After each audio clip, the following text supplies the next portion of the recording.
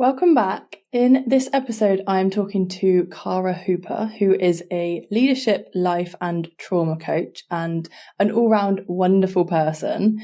We talk about trauma and the body, what somatic work versus cognitive work and coaching looks like, what it is to be your most authentic self, and also healing from trauma and what trauma is. We also touch on toxic and narcissistic relationships and people-pleasing as well. So I hope you enjoy the episode.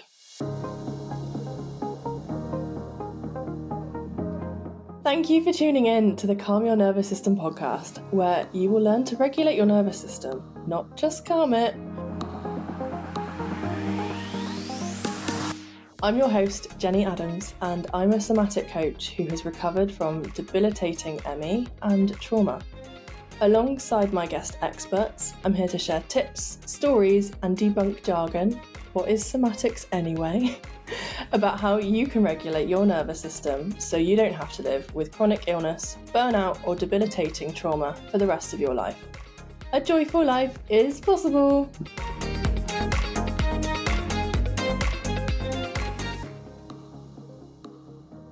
So thank you, Cara, for coming on the podcast. It's lovely to see you. And for anyone listening, me and Cara actually met at the Trauma Summit. Was that what it was called? It was, yeah, like a big trauma conference with all our favourite people. Yes, yeah. We met there in Belfast a few months ago. And Gabor Mate was there, Dan Siegel. Who else was there? Peter Levine. Oh, yeah, Peter Levine, Dick Schwartz. Some other really big people in was Peter Levine in the trauma. I'm doubting myself now. I've been to too many conferences. This is what it is, Jenny.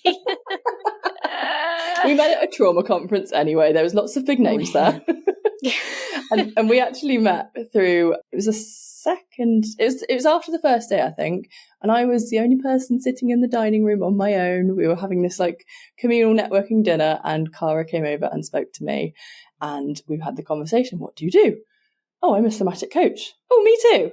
And there wasn't many of us around there either, and we both happened to find each other, and we're both vegan as well. So yeah, it's one of those lovely moments where we we're drawn together and spent a few days in Belfast together. So thank you again for coming on the podcast. Really appreciate you being here. I'm absolutely chuffed to be invited. Thank you so much, Jenny. You know, I'm really inspired actually by the work you do with ADHD and chronic illness. So it's a real privilege to be here. Thank you. Oh, thank you. And obviously we've worked together a little bit the last couple of months. You wanted to get a bit of a taste of my compassionate inquiry training. I wanted a little bit of taste of EMDR. So we have been working together and just kind of seeing into each other's worlds and how things are done. So I think the first question I would love to ask you is, what's your thoughts on trauma and somatics, and what's got you into this? What's got you into this work? What are they? Great question. So much I could go into here. Yep. I mean, for 18 years now, I've been a coach, leadership coaching, life coaching, executive coaching. Absolutely love it. It's very, very powerful. It gives people the space to think, to actually develop awareness, to decide on new ways to behave, to, address old habits. And I thought that was it. However, I hadn't really totally uncovered everything that was going on for me. I had some childhood trauma that I'd kind of brushed over. And actually I had some ongoing trauma in terms of toxic relationships. So when I discovered the somatic side, and then amazingly combined with EMDR, which I can talk about later, that was almost the missing piece in the puzzle for me. So it started with my experience. Then it went on to me learning more about it. Then it went on to me training and qualifying. And then it went on to me practicing loads, including with lovely people like you, and we do skill swaps. So I've really built up my hours, and I can see now that there are two very essential modalities to recovering from any sort of trauma. And trauma is, of course, any kind of stuck imprint of upset or stress on our nervous system. It doesn't have to be some big, scary near-death experience. So it's about really applying that level, the somatic level, along with the mindset level. And to me, that seems like the whole piece of the puzzle. So for anyone that might be saying, well, I don't have trauma, you know, I had a happy childhood, I had all the things that I wanted, who might be starting to look or get symptoms of things, can you go a little bit deeper in that definition of what trauma is and how it affects the body? And also for those people that have probably not heard of the word somatic, what does that mean to you as well? Somatic is, in its simplest terms, the body and the body senses and how the body interacts with the nervous system. And this is where, so those scars I mentioned on the nervous system, this will trigger the body to react. We've got that very primitive part of our brain, which is all the survival parts and the limbic system that actually will respond before the brain can even catch up. And then in terms of your other question about how it might be showing up, because like you say, most of us think, well, you know, I had food on the table. I wasn't living in war. You know, I didn't have anything major happen to me. So actually I'm fine. But it might be that actually when they really start to develop awareness, they see that they've been programmed essentially as a child with a child's brain. So a child is trying to survive, trying to connect, trying to be their best in the world. And they will be doing that in quite a less evolved and childish way. And they may build up masks and protection and beliefs and maybe hypervigilance.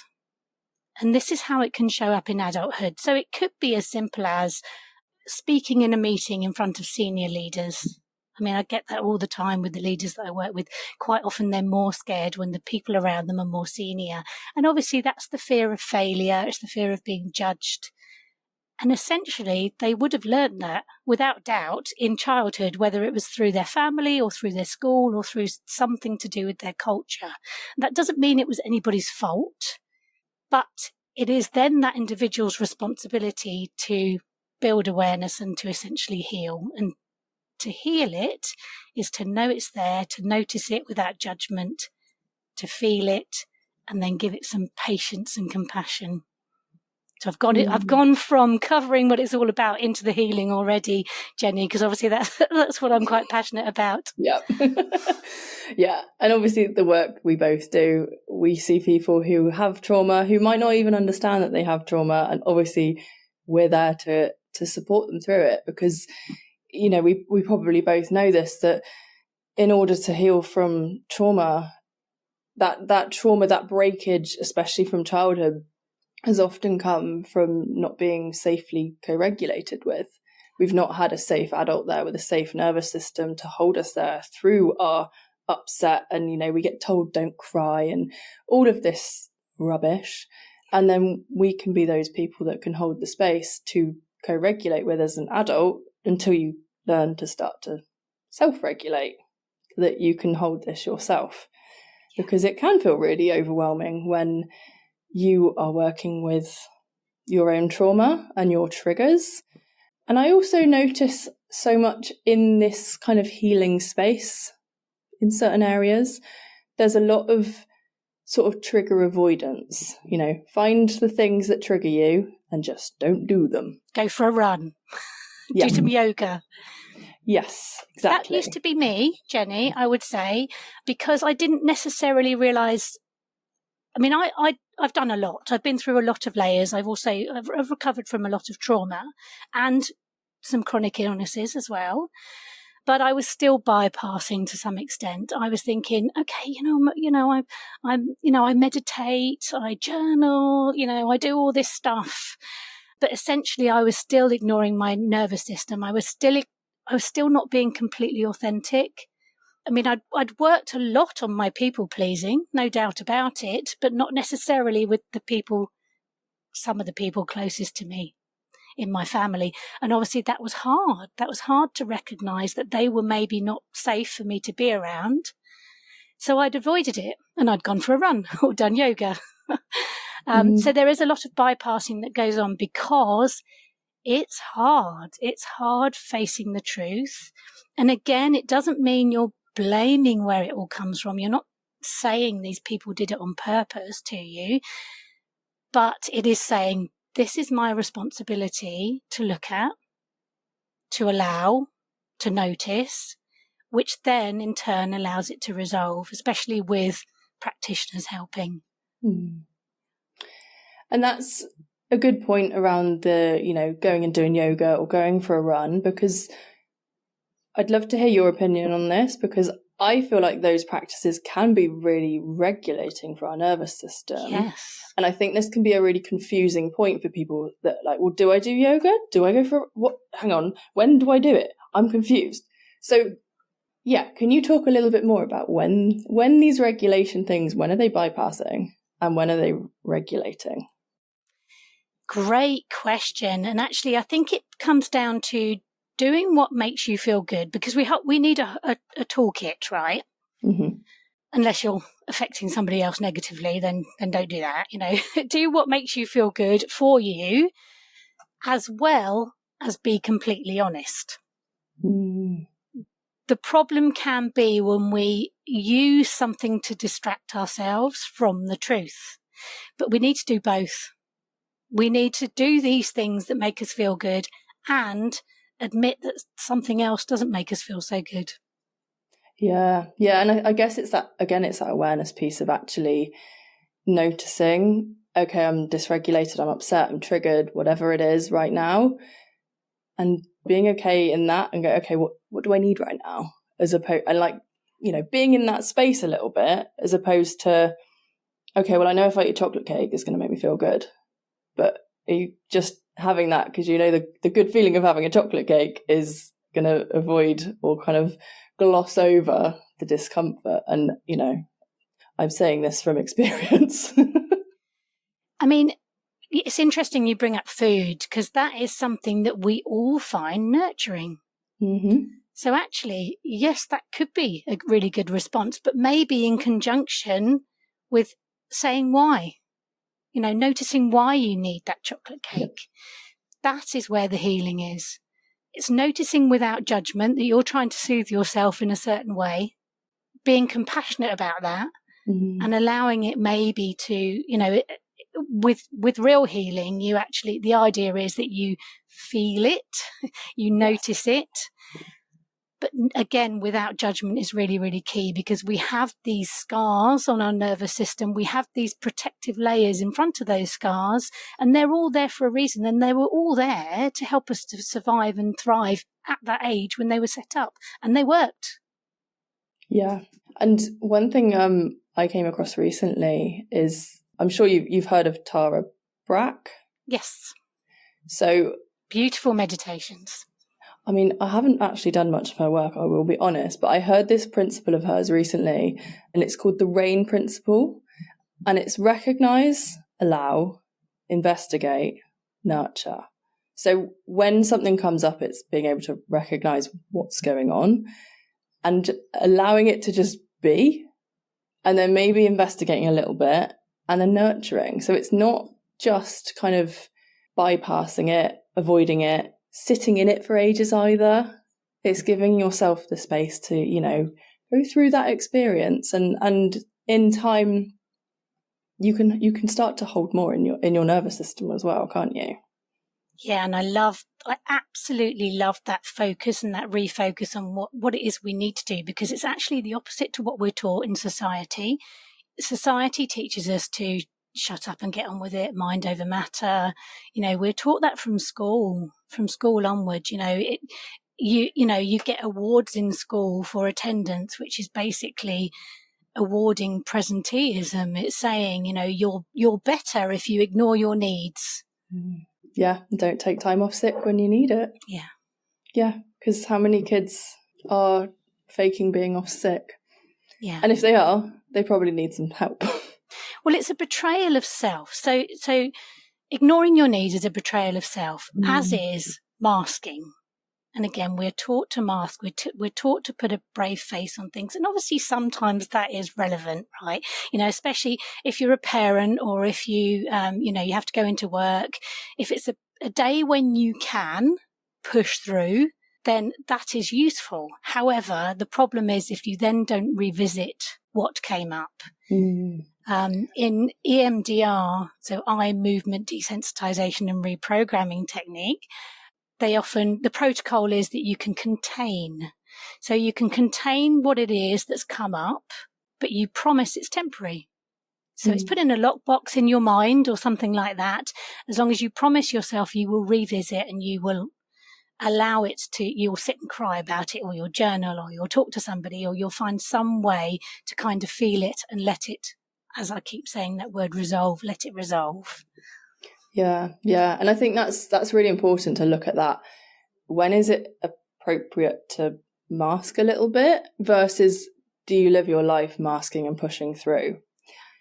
And I'll give an example of a time that was probably appropriate to mask and to put this in a box and put it away. It was last year. It was my brother's 30th birthday, and you'll understand this. We were out for dinner, or out for lunch, and I think we got to a restaurant and there was hardly any vegan options, and my family were just kind of making a bit of a fuss about me being awkward.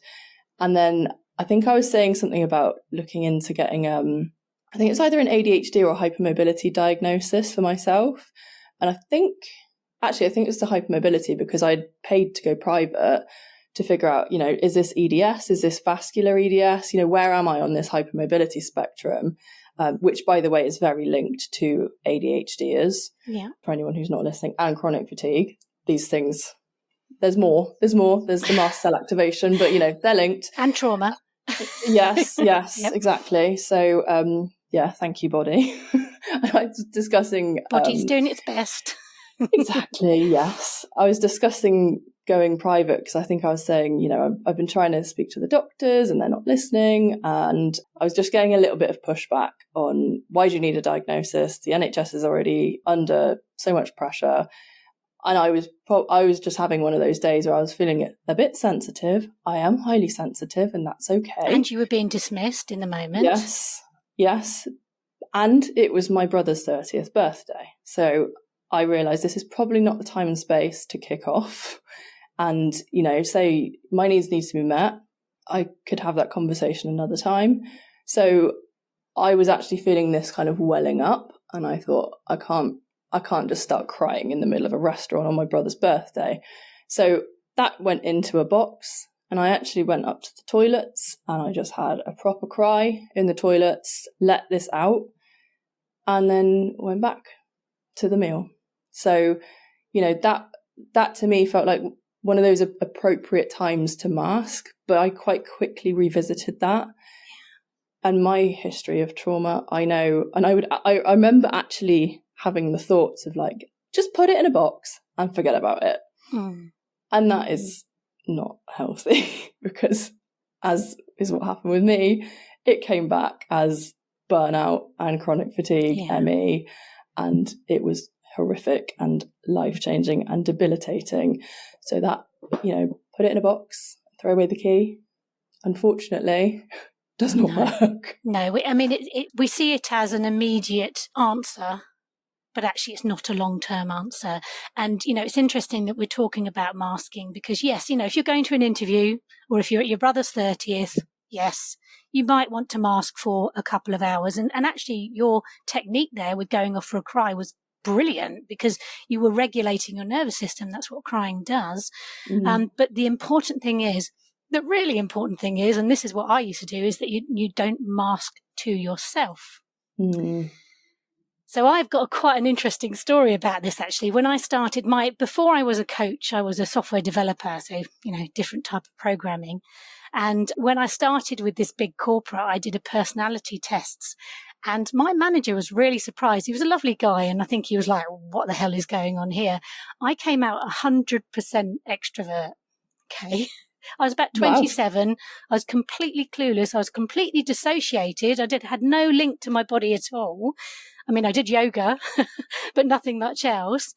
And I now know, now that I've healed and learnt, I've actually got to know myself without my masks, I'm an introvert. Wow. So I didn't know I was lying. I was literally responding to these questions as I had been programmed to believe about myself. Wow. That's so interesting, because I have a very similar experience, but the other way round. So after I'd been in abusive relationships, there was a few years where I remember joining, I was 18, 19, I remember joining a job in a call centre, and we went through this training. And normally, well, now, if I'm ever in a group setting, I'm quite comfortable being the person that speaks up when everyone else is like, any questions? Silence. I'll be like, yeah, actually, can I ask such and such? Whereas I just remember in this training, and I met one of my closest friends in this job, she was just like, you didn't speak. You were so quiet, because I was so afraid to have a voice, because it had been beaten out of me for the last 3 years. Right. That I had gone very much into this introverted shell, that I questioned everything I said. Am I going to say the wrong thing? What are people going to think of me? All of this stuff. And that just wasn't me. So I was like pushing this down. And I think being an ADHDer and only having just been diagnosed literally 2 weeks ago, you know, all of this shame and stuff of being too much, all these messages and all of this conditioning has just been carried around my whole life. Whereas now I am a lot more, I mean, for anyone who's not watching, I am in my office, which is in a professional work environment. I have a tie-dye fuzzy jumper on from the Barbie movie that says, I am Kenough. It's one of my favourite things. You've probably seen my Instagram stories with me living in this over winter. And this is me turning up authentically, being like, I am my loud, extroverted, bright, wacky self. And if you don't like me, then jog on. That is one of the benefits of healing. That is about embracing who you really are. But it's really interesting what you just said there. I mean, what I would say is with that scenario that you just gave, it might have been to do with capacity. So you'd had this big step in your healing, and that is, it's like a seismic shock. Your whole belief system is changed when you suddenly see something new about yourself or about people around you. So it's very much a scale, isn't it? Introvert and extrovert. So although I said, you know, and I now realize I am mostly introverted, around certain people, I can be extroverted. It's when I feel safe. Yeah. Yeah. And that's a key thing there, isn't it? It's when you feel safe. Yeah. Because I am quite quiet in certain environments, believe it or not. No.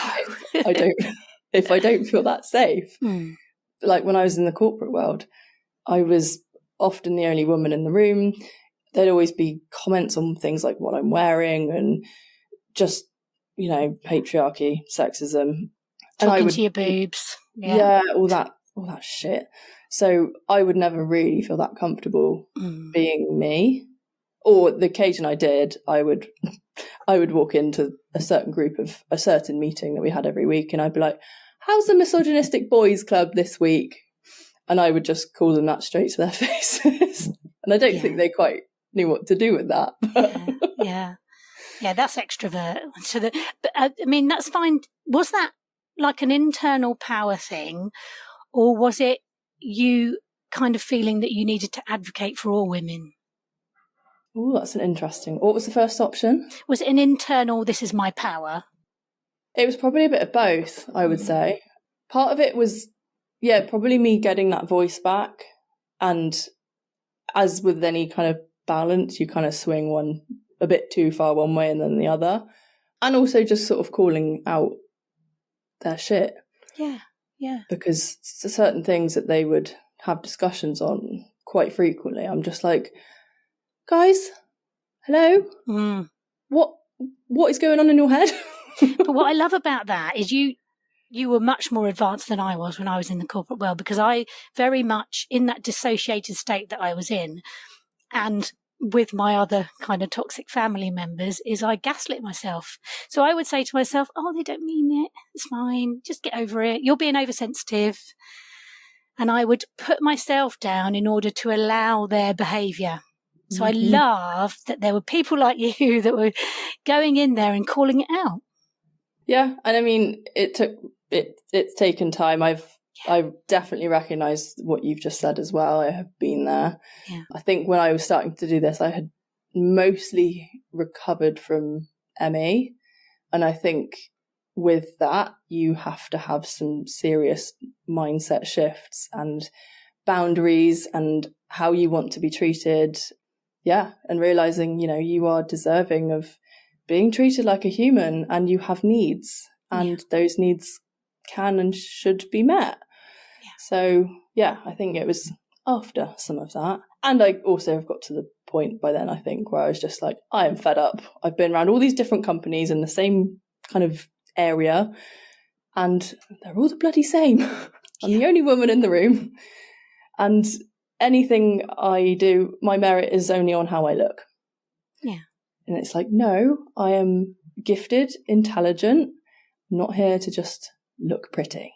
Yeah. So, yeah. Love that. You stepped into this. This is a word I love, and it's a word that I found late. I mean, I'm old now. I'm like 52, but I feel older. I feel younger than ever because I'm totally authentic. That's the word I was sort of going to reflect back to you there, as you were being authentic. And that's something I've really learned. It's not easy being authentic. It sometimes means that you have to put authenticity before connection, which is quite hard, and before playing the game, and before seeming like you're the nice girl, which is what we're kind of programmed to be. But authentic is when you are advocating for yourself. You have got boundaries. You aren't going to let people put you down. You're not going to gaslight yourself. You're not going to mask. Yeah. And obviously we know that authenticity, attachment, when we are children, attachment will always trump authenticity because it's a survival instinct. It keeps us alive and safe. So when you have been through an experience, trauma, if that's the word you want to use, where you've had to, subconsciously choose that attachment over authenticity, it's a process of unlearning that attachment comes first, because we're adults and we can look after ourselves and we can be authentic. And that can take some unraveling and work. And this is what we're here to do as well, isn't it? I think so. It's about finding ourselves, becoming authentic, dropping the masks, definitely. It's just such a painful and interesting process, but that's where what you just described then, that's where people pleasing comes from. I will do anything to make this person feel comfortable so that they don't hate me, because I need them to love me and to look after me. Otherwise I will die. That's essentially what goes on as a child. And then we develop these coping mechanisms that are great. They're very, very clever. It's just they're not relevant when we get older. And when we get older, they can be more and more damaging. We've lived with them longer. They've set themselves into our programming for longer, and it can, take a lot to unravel it. And it does start with that awareness. Yeah. And, so many people I speak to will openly say they are people pleasers. I am a recovered people pleaser. And it takes time, but exactly as you said, recognizing it and being aware of some of these beliefs, that this is where this has come from. And this is something I want to ask you as well, actually, because I find your business name is Effective Thoughts. Yeah. Is that right? Mm-hmm. And I love that everything I've seen from you so far is so body oriented. Like what I've seen is not so much the mindset stuff. It's like getting into the body and seeing what's here and working with that. Yeah. So this is where, I'd love to ask, what's your thoughts on the involvement of mindsets and like questioning beliefs from a somatic approach? Yeah. I mean, I probably need to change my business name now, right? Because this was set up, 18 years ago when I started coaching. Wow. The two modalities. So I call it mindset coaching and trauma or stress coaching. One is cognitive, one is non-cognitive. However, and I will do the two sessions very differently, really, because one is all about the thoughts and one isn't. they do cross over. So, for example, in my cognitive mindset sessions, I'll get somebody to check in with the body to become present and see what's going on for themselves. Likewise, in my trauma and stress coaching, I will, we'll talk about things that come up. It might be that a story is the focus for the somatic work. It might be that somebody has realizations during the session and, reflections at the end. That would be cognitive to some extent. And I think you need both. So the mindset stuff is about developing awareness, really finding the truth in everything. And when I talk to people, I am like a toxic relationship radar. They can start to tell me something about a boss or a partner or a family member, and I'll be, I have this like ding, ding, ding, ding, ding going off, and I have to very gently ask a few more questions just to help them maybe get a bit of awareness if they're ready to. I'd never force anyone, obviously. So it's building awareness, it's finding voice, it's letting go of things you can't control, it's understanding automatic habits and maybe coming up with strategies to replace those habits with new behaviors if that's applicable for the person. It's having SOS strategies for when we're particularly stressed or we're having our worries or, something is going on for us. So the cognitive side is really, really important. Learning how to set boundaries is another one. That's something you've mentioned. And part of what I love to do in the cognitive coaching, the mindset coaching, is actually helping people understand themselves more. What's important to them? What are their core values?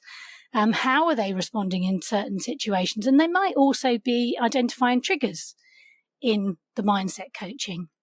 The stress and trauma coaching, so the somatic EMDR coaching, is the interoception. So the body sensations, that communication between the nervous system and the physical body. And like I said before, this was quite new to me. And actually, I would have been a nightmare to work with when I was younger, because if somebody said to me, tell me what you're feeling in your body, it would have been like they'd asked me in Hungarian. I would not have understood the question. And sometimes I do work with people that have that level of dissociation. So we start slowly. But the benefits of the somatic stuff is it is the only way, really, to clear those scars and those traumas, as you can call it, the trapped upset in your system. Because like I said before, the nervous system will respond and react and go into a trigger well before the mind can catch up. So you cannot think your way out of trauma. Mm-hmm. Yes, you definitely have to feel it bodily. And then if you add in, the superpower really is adding in what I've referred to, really, the EMDR stuff. And that is basically bilateral stimulation. So side-to-side stimulation, which allows you to examine feelings that were maybe always too overwhelming to think about slowly. That's essentially all it is. It allows it to slow right down, to be more accessible. That doesn't mean it's going to take longer because you're slowing it down. It means you can look at it without being overwhelmed. And that's part of my job when I'm doing somatic EMDR sessions, is I am making sure that person is safe. They're staying in what's called the window of tolerance. So they're not going into overwhelm. They're not becoming hyper or hypo aroused, because that's not conducive to resolving the trauma. No. And would you say that you have to revisit your trauma in order to heal from it? I love this question. Thank you for asking that, because this is what I forget to tell people, and it's so important. No, not cognitively anyways, because some of the trauma might be from birth. It might be other pre-memory stuff. It might be when you were 2 and you fell off the swing. It might be your grandma's. It might be your great-granddad's, because we have epigenetics, which is almost trauma piled on top of our genetics to keep us safe from what happened to the previous generations. So we can have stuff trapped in our nervous system, scars in our nervous system, that we've never actually humanly experienced. And this is kind of mind-blowing stuff, but it makes sense when you think about why certain people have sudden phobias that they have no recollection of, why it's there or where it's come from. So no, you do not have to actually talk about the trauma at all.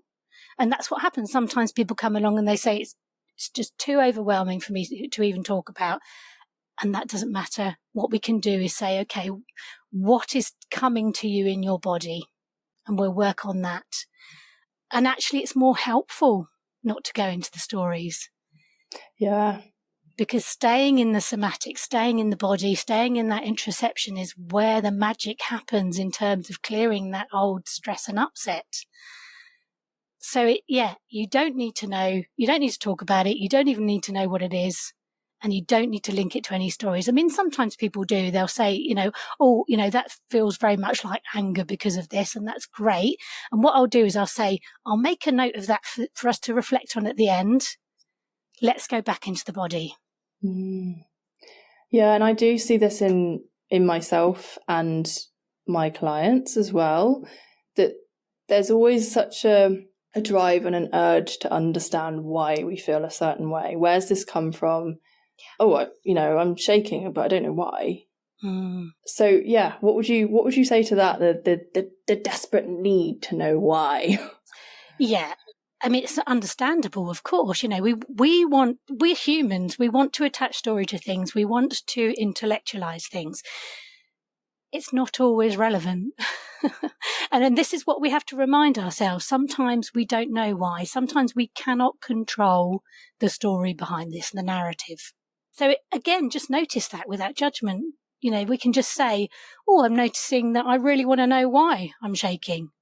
That's okay. Of course, I want to know why, but actually there are no answers in this certain scenario.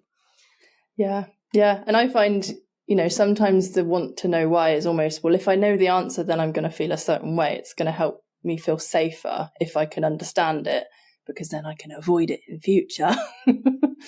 Or, it's given you that, oh, right, I get it. There's a shift sometimes by the knowing, but we don't always need to know. Yeah, exactly right. I mean, sometimes just the awareness, that intellectual awareness is curative, but sometimes it's not. And when it's not, we need to accept it. Yes, yeah. And so much of this work is learning to accept and be with, and sounds easy, right?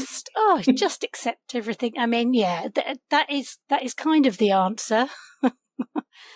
To, let other people do what they want to do, let your body do what it wants to do, to accept that not everybody's like you, to accept that stuff happens, to accept that it's up to us to heal, even though we didn't cause it. Yes. But like you say, it's simple, but not easy. Yeah. And it's also, I guess when you've had trauma, it's you have the disconnect from your body, the mistrust as well. And to learn to trust your body again. And like I always say to my clients, our bodies are smarter than our heads. If we let them do what they need to do, they'll process whatever. It may make no sense, but it will do what it needs to do. And you've just touched on one of the most fantastic outcomes of healing, which is to learn to trust ourselves. Mm-hmm. Because actually, if we can live in numbness, comfortably numb, keep calm, carry on, why would we bother healing, right? Yeah. What's the point? But actually the point is it's the trust, it's the authenticity, it's to stop betraying ourselves. Because every time we gaslight ourselves out of a situation or we mask something, we're actually betraying ourselves, and we are responsible for ourselves. So we need to show ourselves some compassion. And if we do mask for that interview, whatever, and we put that emotion in that lockbox, then we can basically seek forgiveness from our own selves and say, I'm sorry, as the guiding adult here, that I made that happen, and I really want to help you resolve this. And it sounds so weird, and it sounds so woo-woo, and it sounds like we've got a million voices in our head. But the reality is we've got so many layers and so many parts. Mm-hmm. Especially if you've got ADHD, there's many voices in our heads. Yeah, and I don't have ADHD, but I've had a lot of similarities through trauma, where I have been, where I've had all the, the overthinking, the anxiety, the, not being able to focus on one thing because I want to be focusing on everything else, that need to control. And I'm not diminishing what goes on with ADHD at all, but I'm just saying there are certain links, even with what happens with that stuck trauma in your body. So, you know, essentially we all have some sort of trauma. So I think people with something like ADHD have kind of double what's going on. Oh, yes. And obviously I've trained with Gabor Mate. I know you're a big fan of his as well. You know, his approach is ADHD, there's a genetic link, slightly, epigenetic link probably. But his view is that ADHD and the scattered mind comes from being so unable to be in the present moment because of childhood trauma. And, you know, I can look back at my history and it wasn't necessarily any big T trauma, but, you know, the way I was born and raised, just certain things I can look back on now and I'm like, okay. Even things like being given cow's milk from 6 months old, when I've had a lifelong intolerance and not having that understanding of, okay, well, you know, this was the 90s, so there wasn't all the alternative milks around, but, you know, that was when I had severe eczema, covered head to toe, allergies kicked in, asthma started, you know, my body was having a real reaction to something and I continued on it for 25 years. So, you know, just things like that is a trauma to the body, a constant inflammation and also a misunderstanding of me constantly being fed dairy as well. So, you know, just things like that. And again, that's no one's fault, you know, it's an awareness thing, but it meant that your parents and yourself were denying your needs. Mm-hmm. You know, and that is that back to that betrayal of self, which is damaging. Yeah. And one thing you said that I found quite fascinating earlier was when you said you were working with clients and you have this sort of like toxic relationship radar. And is that something that's been kind of, you've been taught through the work that you've done, or is that something that feels more intuitive because of maybe something that has happened to you? I had massive life personal lessons about this. Okay. So I've actually written a book about it, about my parenting. It's and we'll get you to link the podcast details about it. But yeah, so I had essentially emotionally abusive parents. I mean, they would hate that description. That would be hard for them to hear, and they became that way because of their own traumas, without doubt. Mm-hmm. But the effect was that with one of them, I kind of worked it out. It was quite obvious, you know, there was a lot of shouting, a lot of bullying, you know, a lot of criticism. It was kind of, I called it a gift in terms of clarity. So that was a relationship that I kind of grieved and understood. The other one was a lot more covert, a lot harder to detect. And it's a bit like, you know, you can see a lot of narrative now around covert narcissists. And these are people who just essentially are very, very good at hiding, and they're masking so much of their own trauma that actually they've become a whole different person, and that person can seem very humble, very kind, very loving.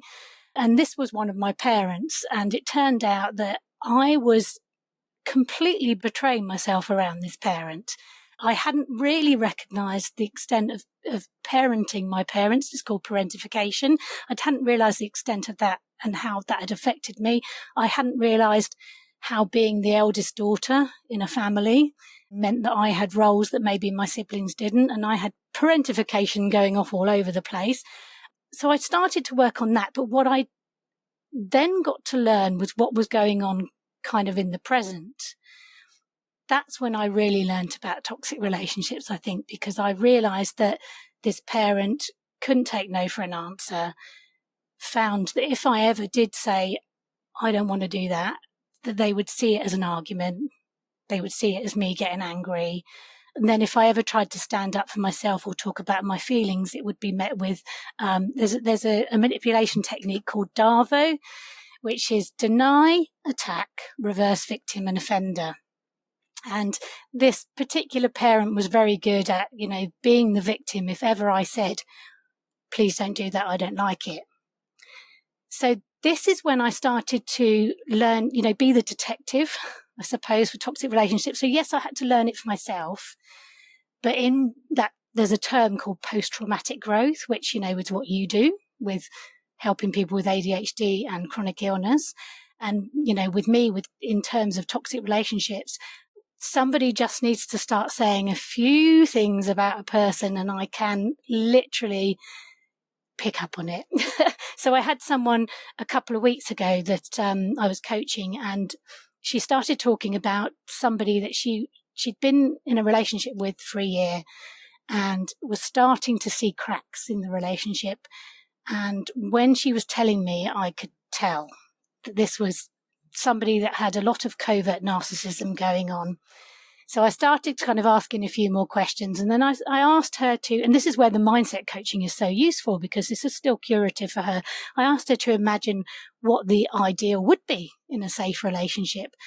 And when we cross-checked that with what she had, that really helped her to start to see that things were going on. And then I could say, well, I could be wrong because I always because I can't, I'm human. I can get it wrong. I said, but there's some things you've told me that kind of set off a few concerns. And then I sent her away with some reading material and resources. She came back and she said, that is totally him. And I can't believe that I hadn't noticed it. And then she went through a grieving process and it was really hard for her. Mm. But then, very quickly she said, why did I not notice all this stuff that was going on? But that's because we are used to telling ourselves that what we think isn't true. Yeah, wow. And I know that must have been difficult for her, but what a lesson and experience for her to go through that, because from you sharing your experience, I have been in multiple relationships with narcissists and they are painful, they are traumatic, they are not pleasant. So, yes, you might be feeling some stuff now, but, good on you for... And obviously she's brought that to your session as well. Yeah. It's come up for a reason. Yeah, and the important part is the pattern of where they're not going to take any responsibility, basically, because obviously we can all behave off, right? We all have days where we are not the greatest person to be around, or we make mistakes, or we say, we dismiss someone else's feelings just because we're done ourselves, and we haven't got any capacity. It's the pattern that's important. And there is a lot of it around because actually I think, post-war years in the UK, for example, we were passed down trauma, which means that we had unhealed parents that couldn't help us with our feelings, that did get triggered whenever we had an upset. And that, there are a lot of people that have carried that on because they haven't had the space or the capability to actually heal themselves. Because actually healing, it is kind of a privilege in the way. You have to have, there's no way I could have gone through all the healing I went through with what I was just talking about, with the family stuff, if my kids were still babies, if I was living on the breadline, if I was working really, really long shifts. So maybe our parents and our grandparents and all the people down the line, they didn't necessarily have that space. And sadly, some of them, even though, like our parents are in kind of getting towards retirement age, even though they have got the space, some of them are just choosing not to because it feels too big. Yeah. And I see that in my mum and partner, that they've quite openly said to me that they would rather just stay in blissful ignorance because it's easier to keep the head in the sand and everything's all right there. Which comes back to that word we said earlier, acceptance. And that's hard because acceptance is sometimes giving up hope. Yeah.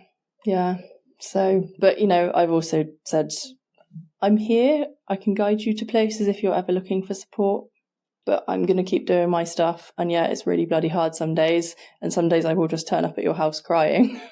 But this is me being authentic and reaching out to support, because that's been a big theme for the last year or so for me, is to actually be able to reach out and ask for support, because from my own journey, and this might be applicable to more people with trauma, it's when I've been through something, no one is there for me. No one cares. This isn't important enough. I'm going to disrupt someone. No one can hold me in this. And it's like, actually, I can ask for help, and it's down to them if they can provide that or not. And a lot of the time, most of the time, I ask for that support and it's met in some way. Yeah. Or I would go and speak to a professional. Yeah. And that's a very common result of trauma when you're a child, is that hyper independence, that hyper bravery. Yes. And essentially being vulnerable in front of another person is something we teach ourselves not to do. Mm-hmm. But connection is one of the answers. It's one of the things in the toolkit. And that's why working with a practitioner kind of accelerates your healing as opposed to doing it on your own. You can heal on your own. It's harder because there's something about somebody else holding space. And I'm fascinated by this. We haven't even got time to get into this, but I'm very excited about it as well. I mean, I've noticed, science shows that our nervous systems communicate, okay? Which is why when somebody else is stressed, it can be contagious. We can feel stressed too. And the other way around, if somebody else is calm, they can make us feel calm. But what's magic about coaching sessions is I can be coaching somebody over Zoom or similar in another continent, and I can feel what they're feeling. Oh, yes. I can get excited when I know that they're about to have a breakthrough because I feel it in my body. Yeah. And this is a type of magic that I think the very head brain centered versions of humans is kind of discounted. And thankfully, I'm not just being woo-woo when I say this, because this is the communication between nervous systems is now, it's been observed. There are, proper grown-up scientific studies about this now. But it's so exciting. Yeah, those mirror neurons are amazing. And speaking of time, I don't want to take up too much of your time. I think we could talk forever. Forever. Yeah. Couple of questions just to finish off. When you were talking about the mindset and the cognitive coaching versus the somatic, more body-based coaching, if someone is starting to realize that they are struggling, and you go on the internet and you're like, I need help. Where would be a good place for somebody to start? Because there's a lot of noise out there. Yeah, it's so hard. And that's one of the reasons why I wrote my ebook. Actually, I wrote something that I would have needed, just to I've made it sound like a simple go-to guide, with how-to steps and all the rest of it, but it's still really, really hard. But the reason I did it is because there's so much out there. But essentially, I would suggest to anybody to start looking at videos on YouTube. Maybe check out the stuff that you and I do, because I'm sure there's useful things on our social medias and all the rest of it. Maybe if somebody of value in these kind of fields, as a practitioner, if they allow a free consultation, maybe just talk to them, see whether they've got any recommendations or you click with them. But really, I would say start to notice. Just start to notice. And if you can notice without judgment, you're making things even better. With noticing, you can start to learn about your nervous system. You can start to learn about when you're triggered and what that feels like. Because, for example, hypoarousal, like the dorsal vagal stuff, that's the shutdown. That's harder to notice, and actually it can feel quite nice. You feel numb. Yeah. And it's actually when you just feel hopeless as well. You just feel, what is the point? So just start to notice, if you can, and again, it sounds kind of hippie, but the journaling stuff, yes, yoga, because you start to learn breathing and how to connect to your body. But if you can notice your nervous system and start to learn how to regulate your nervous system, and regulation is essentially coming back to yourself. So that's why breathing, hugging yourself, butterfly taps, holding your face, all these kind of soothing things that return you to yourself, they are just so needed when it comes to starting to heal. Amazing. Thank you for sharing all of those incredible insights. And we may have another follow-up episode because there's so much to talk about on this. Much, yeah.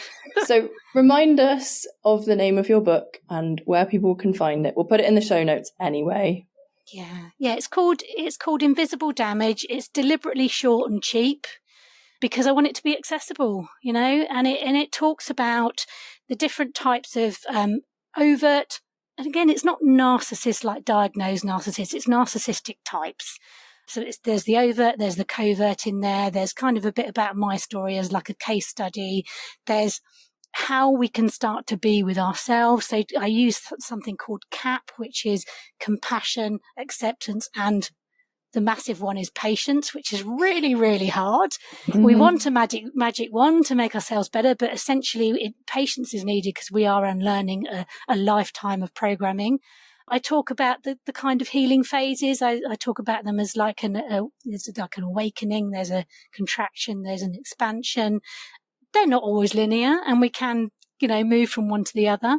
So the book is Invisible Damage. So check out the link in the notes here. I'm also available on Insta. It's probably quite a good one for me, Cara_effective thoughts. My website is called effectivethoughts.co.uk. My name is Cara Hooper, so just check me out online. If you've got any questions or you want to book a free consultation, I'm always happy to hear from people. As you can tell, these subjects are very, very close to my heart. I'm very passionate about them. This feels like my life purpose. And it's so beautiful to see someone just living their dharma, being in that space of living your purpose and being able to help people from a healthy place yourself. So thank you for coming on the podcast today. Thank you for all your shares, and thank you for doing the work you do. Thank you. Back at you. Thanks a million, Jenny. I've really enjoyed it. I've struggled to keep quiet on some of those questions, so thank you. Thank you. Thank you for listening to this episode of Calm Your Nervous System. I hope you found the conversation as interesting as I did. If you would like to start healing your nervous system, I have a free energy diary available just for podcast listeners, which will really help you see your blind spots about how you're spending your time and your energy. Find it at jennyadamscoach.co.uk/podcast. Find out more about me and somatic coaching in the show notes below. See you next time.